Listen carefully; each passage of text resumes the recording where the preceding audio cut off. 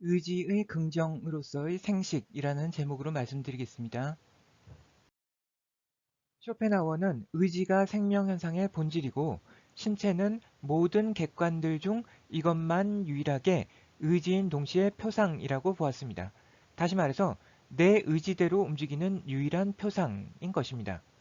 배고픔이란 의지는 치아, 목구멍, 장기 등으로 객관화되고 성은 생식기로 객관화된다고 하였습니다. 쇼펜하우어는 이와 같이 프로이트에 앞서서 신체와 성에 주목한 학자입니다. 쇼펜하우어는 식물은 너무 순진해서 노골적으로 생식기를 드러낸다고 하였습니다.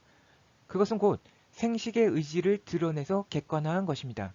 대놓고 나 지금 생식할 거야 라고 선언하면서 꿀 같은 것으로 곤충들을 유혹하는 것입니다. 사마귀는 움직이는 것은 무엇이든 잡아먹는데 교미 도중 암컷이 수컷을 잡아먹기도 합니다. 암컷은 수컷의 머리부터 먹는데 머리를 먹어치우고 나면 수컷의 성기는 더 활발하게 교미를 하게 된다고 합니다. 사마귀 수컷의 성 중추가 머리가 아닌 복부 신경절에 있어서 뇌로부터의 억제 신호가 없으면 오히려 더 활발하게 활동하기 때문입니다.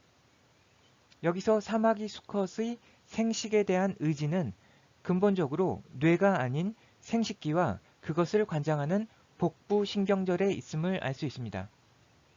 그런데 모든 사마귀가 이렇게 하는 것은 아니고 이런 동종 포식의 습성이 있는 사마귀도 수컷이 잡아먹히지 않고 도망갈 확률이 잡아먹힐 확률보다 높은 것으로 알려져 있으며 어떤 사마귀 종은 미리 암컷이 교미 도중에 먹을 먹이를 준비해서 그것을 먹는 동안 교미를 끝내고 도망가 버리기도 한다고 합니다. 쇼펜하우어는 생식은 삶의 의지의 단호한 긍정의 표현이라고 했습니다. 생식기는 신체의 다른 어떤 부분보다 훨씬 더 의지에만 종속되고 인식에는 전혀 종속되지 않는다. 이 부분들에서 의지는 인식이 없는 자연에서처럼 맹목적으로 작용한다. 이 얘기는 마치 이제 창피한 것도 모르고 노골적으로 생식기를 드러내놓고 생식을 하려는 꽃과 같다는 것입니다. 물론 여기서 이제 전혀라고 한 것은 약간 과장법에 속하는 강조라고 보아야 할 것입니다. 사람이 성충동을 이제 전혀 조절하지 못한다면 그것은 정상이라 볼 수 없기 때문입니다. 어쨌든 생식기는 의지의 본래적인 초점이고 따라서 인식, 즉 세계의 다른 면, 표상으로서의 세계의 대표자인 뇌수에 대립되는 극이다. 의지와 이성은 서로 양극단에 위치한다는 것입니다.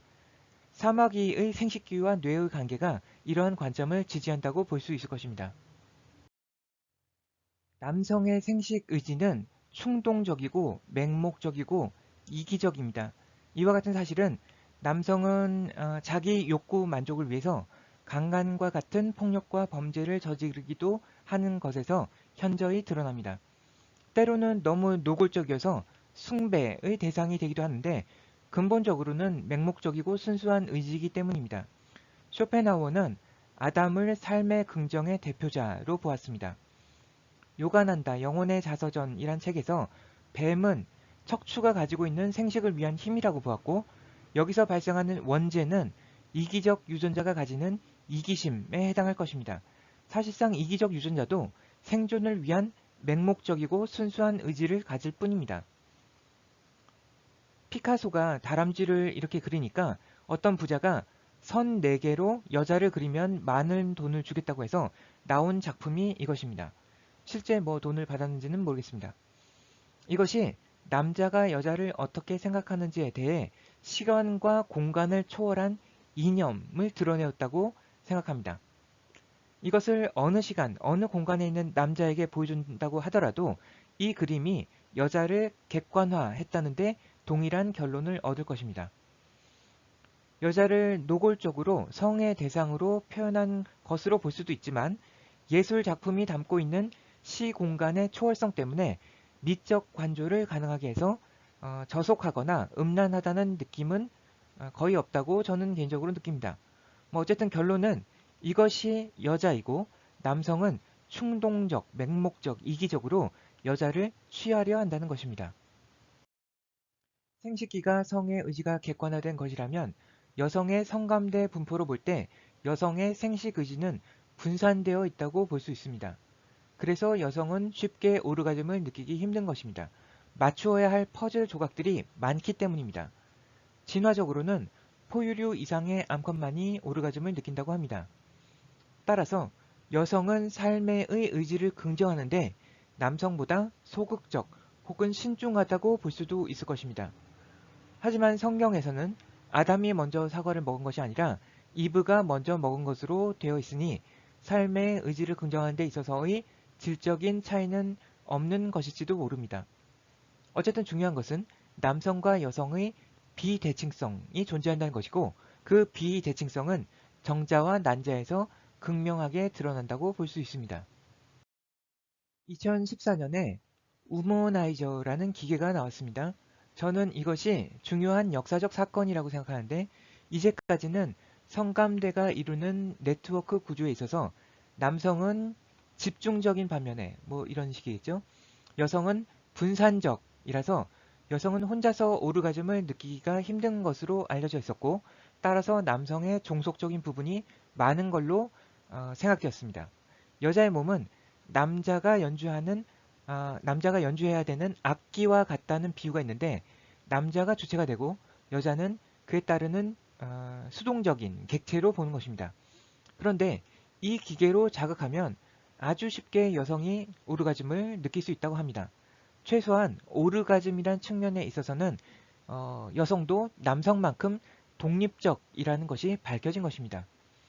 성에 있어서 인간의 남녀 차이에 대한 기존의 인식은 남녀의 본질적인 생물학적인 차이보다는 문화적인 차별이 더 큰 이유라고 생각됩니다. 신체를 죄악시하는 문화가 특히 여성에게 엄격하게 강요되어서 월경을 불결하게 보고 생리하는 여자를 격리시키는 차우파디 같은 악습이 나타나기도 합니다. 남성과 여성의 관계는 성적인 억압과 착취의 구도에서 벗어나서 대등한 관계로 설 필요성이 있는데 그 이론적인 근거가 이 기계로 말미암아 시작될 수 있을 것이라는 점에서 이것은 인류 진화에 있어서 역사적인 한 사건으로 볼 수 있을 것입니다. 쇼펜하우어는 충동적이고 맹목적이고 이기적인 삶의 의지를 부정하고 금욕함으로써 해탈에 이르러야 한다고 보았는데 이것은 성적인 측면에서는 남성에 해당하는 얘기일 것입니다. 이에 비해서 여성은 오히려 긍정하는 방향으로 가는 것이 바람직할 수 있을 것 같습니다. 그렇게 함으로써 성적인 측면에서 남성의 종속적이었던 구도에서 벗어나서 자신의 성의 독립된 주체로 살 수 있게 될 것입니다. 하지만 이 긍정은 남녀의 역할을 뒤집어서 이제는 여성이 성에 더 개방적이고 적극적이 되라는 의미는 아닙니다. 오히려 부정을 거친 긍정의 의미로서 성과 신체에 대한 부정적인 부분을 극복한 긍정으로 당당한 자신감과 운명애를 이루라는 의미인데 이것은 마지막 부분에 보다 자세하게 설명하겠습니다. 이것이 정역 8궤에 나타난 후천개벽 세상에서의 구도인 것으로 생각됩니다. 여성이 상위에 있고 남성이 하위에 있는 지천 택궤를 보여주고 있습니다. 그런데 그렇게 하기 위해서는 새로운 여성 사용 설명서가 필요할 수도 있을 것이라 생각됩니다. 여성이 남성보다 오르가즘을 느끼기 어려웠던 이유와 동일하게 여성은 남성보다 깨달음을 얻기도 힘든 것으로 알려져 왔습니다. 왜냐하면 남성은 성욕이라는 가장 큰 난제를 극복하면 나머지는 비교적 쉽게 풀리는 데 비해서 여성은 그것이 전부가 아니라 난이도가 그에 버금가는 극복해야 할 것들이 또 나오고 또 나오는 분산적인 구조이기 때문입니다. 그런데 정확한 방법을 알면 오히려 남성보다 더 쉽게 깨달음을 얻을 수 있는 방법이 존재할 수도 있다는 것을 우머나이저의 예가 보여주는 것일지도 모릅니다. 수왕사라는 책은 김지하 시인께서 쓰신 동학혁명과 후천화엄 개벽에 대한 책인데 거기에 이라는 여인의 얘기가 나옵니다. 이거는 이슬자입니다. 피 빨아먹는 곤충이죠. 이 이름은 스스로 지은 이름으로 자신의 이름을 이렇게 지은 것은 선천세상에서 여성의 지위를 단적으로 나타내는 것이 아닐까 싶습니다. 뭐라고 했냐면 후천 화엄개벽의 참 주체는 어린이를 가진 여성이고 화엄개벽에는 엄마 마음, 모성, 밥, 그리고 월경이 중요하다고 했습니다. 화엄개벽의 본질이 어떤 것인지를 밝혀서 동학의 이대 최시영 교주의 찬동과 지지를 받은 것으로 보아 이분은 높은 정신적 깨달음의 경지를 이루었던지 뭐 그게 아니라 하더라도 최소한 하늘이 이분의 입을 빌어서 무언가 메시지를 전한 것으로 보아야 할 것입니다. 하지만 이분의 생태는 평탄치 못하여 이런 비극적인 최후를 맞이하고 마는데 그 과정도 성적 폭력의 가장 잔혹한 형태라고 볼 수 있겠습니다. 이것이 선천세상에서 힘없는 여성이 피해가기 쉽지 않았던 운명적인 삶이었던 것으로 생각됩니다. 그때로부터 약 120여 년이 지난 지금 전 세계는 여성의 지적인 능력이 남성을 능가하는 현상에 직면하고 있고 당연히 여성의 지위도 향상되고 있습니다. 특히 우리나라는 전 영역에서 여학생이 남학생을 앞서며 또 우리나라는 전 세계에서 유일하게 아들보다 딸을 선호하는 것으로 바뀌었다고 합니다. 이것은 어떤 변화의 조짐이자 징조로 해석할 수 있습니다. 때로 불결하다고 생각되기도 했던 월경은 여성과 여성의 뇌의 능력에 대한 새로운 가능성을 열어줄지도 모릅니다. 한 가지 방법으로 밀고 나아가서 깨달음을 얻는 것이 남성에게 잘 통하는 방법이었다면 여성에게는 뭔가 이 사이클에 맞는 새롭고 다양한 방법의 조합이 필요한 것인지도 모릅니다.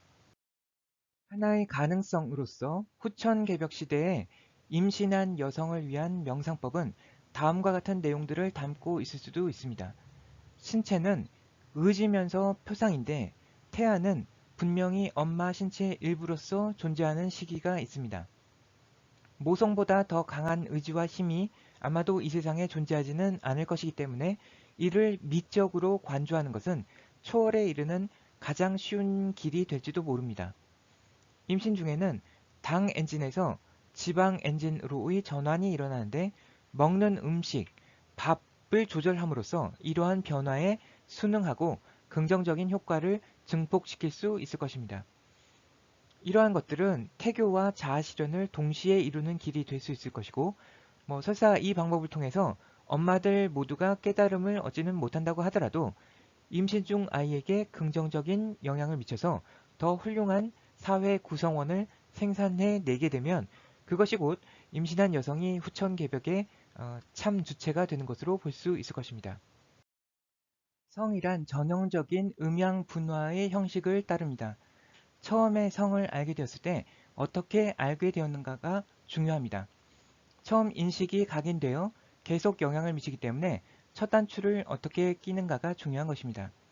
만약 어떤 여성이 성을 처음 인식하는 데 있어서 폭력적인 방식이 개입된다면 그것은 평생 상처를 남기고 인격에 장애를 줄 수도 있습니다.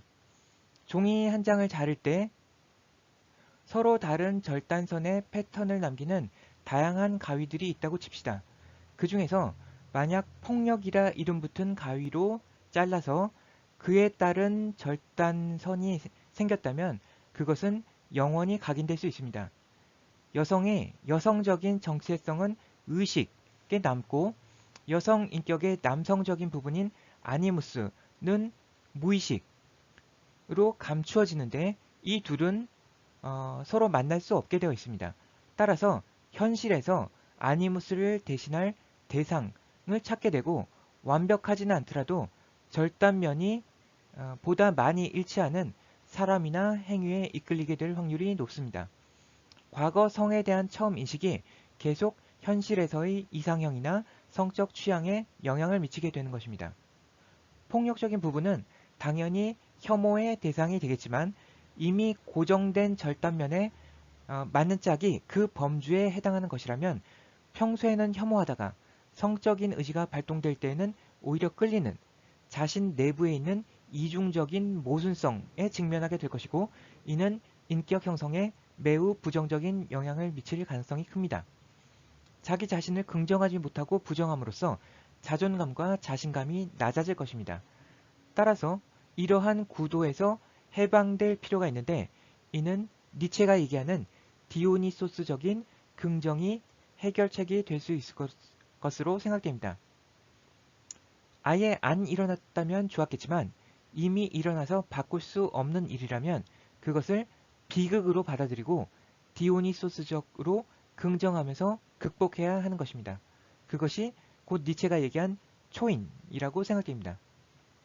디오니소스적인 긍정은 아폴론적인 긍정과 달라서 부정을 한번 거친 긍정이라고 볼 수 있고 니체의 긍정은 쇼펜하우어의 비관을 일단 한번 통과한 다음에 얻어진 긍정인 것입니다. 아폴론적인 긍정이 가능하다면 그것은 그것으로 이미 족할 것이고 그것이 불가능하다면 비극으로 받아들여서 고통이나 고뇌를 비극적 아름다움으로 승화시킨 다음에 디오니소스적인 긍정과 극복을 이루어야 하는 것입니다. 이것은 단지 여성의 성적인 태도 같은 것에 한정되는 것이 아니라 삶의 모든 면에서 동일하게 적용되는 보편적인 원칙이 될 수 있을 것입니다. 성적인 측면에 있어서 여성은 운명적으로 약자이고 피해자가 될 확률이 높다는 것을 우리는 잘 알고 있고 미투 현상, 버닝썬 사태 같은 그런 사건들에서 확인할 수 있습니다. 사실상 생물학적인 부분은 오랜 진화 과정의 결과물이기 때문에 우리가 쉽게 바꿀 수 있는 것이 아니지만 그렇다고 하더라도 그 비대칭성을 극복하기 위해서 우리가 할 수 있는 많은 일들이 있을 것이며 그것은 남녀가 각자 따로 걸어갈 길이 아니고 힘을 합쳐서 함께 가야 할 길인 것으로 생각됩니다. 들어주셔서 감사합니다.